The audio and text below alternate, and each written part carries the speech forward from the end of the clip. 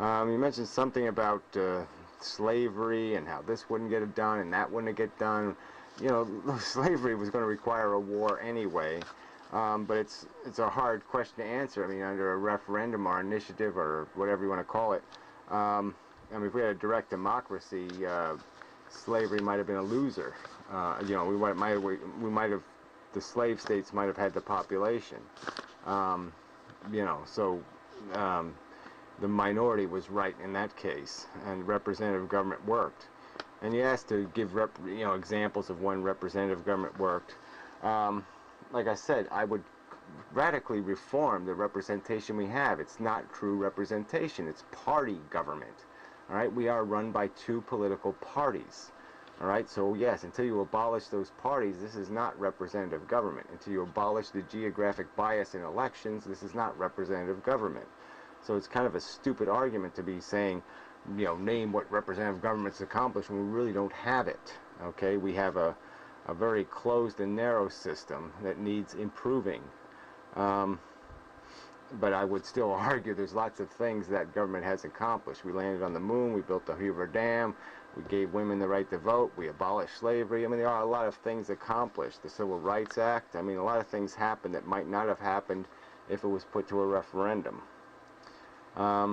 Okay, I'm not supporting the war on drugs. That was a big issue, but like I said, you're not gonna fix that issue with an initiative.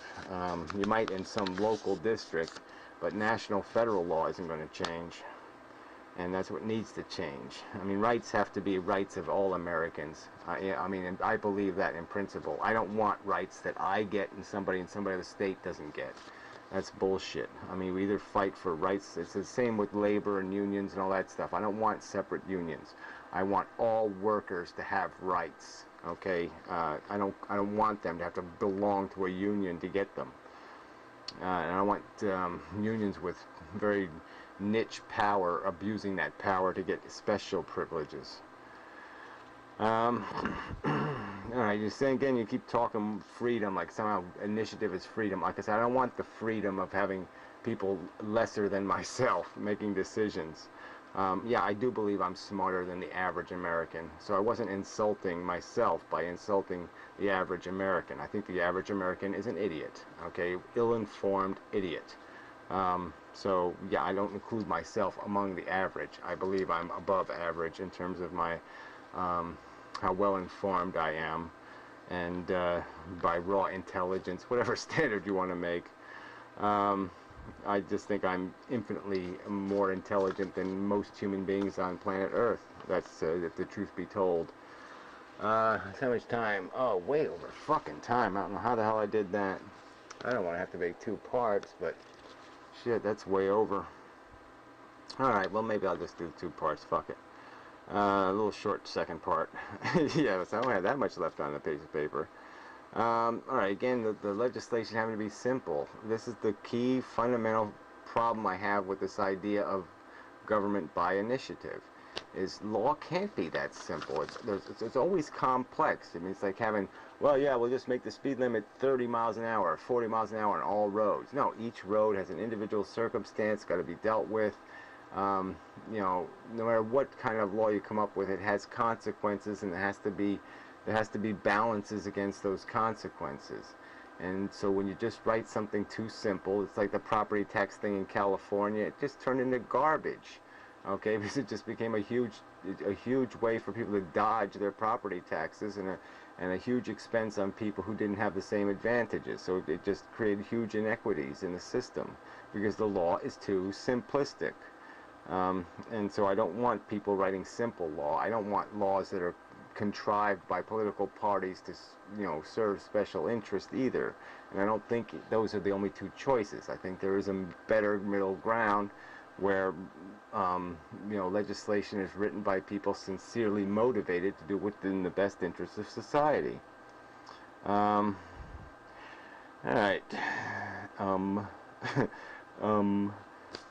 Usually I've got this stuff in my head, but I did this earlier, so I have to read my own notes, which is really a bitch. So, yeah, I'll just give the example in this state. You know, everybody was clamoring about property taxes being too high. property tax is too high. So it wasn't an initiative, but it was almost the same thing because there was such an outcry about it. And so what did they do? They come up with some kind of simple solution. And what the simple solution was is they passed the sales tax and then subsidized property taxes with a sales tax, which doesn't make any sense whatsoever. The same shit is getting paid for, and now it's even a step removed from the people actually causing the expense. So instead of these local governments and local school boards being held responsible for their decisions, the decision, that effect gets, thrown off to some state that doesn't have anything to do with that local decision. And that local expense, the burden being created. So that doesn't make any sense at all, and it's completely regressive instead of progressive tax. So on every level, it was a step backward, and yet it shut everybody up because they said, "Oh, I'm getting property tax relief." It just didn't make any sense. All right, so that's probably enough. Sorry about the 2 parts. Blah blah blah. Till the next time, but I really, like I said, this argument really can't go anywhere. I mean, if you're glued to this idea of direct democracy, it's not something you're going to convince me is a good idea, because I think there are better solutions.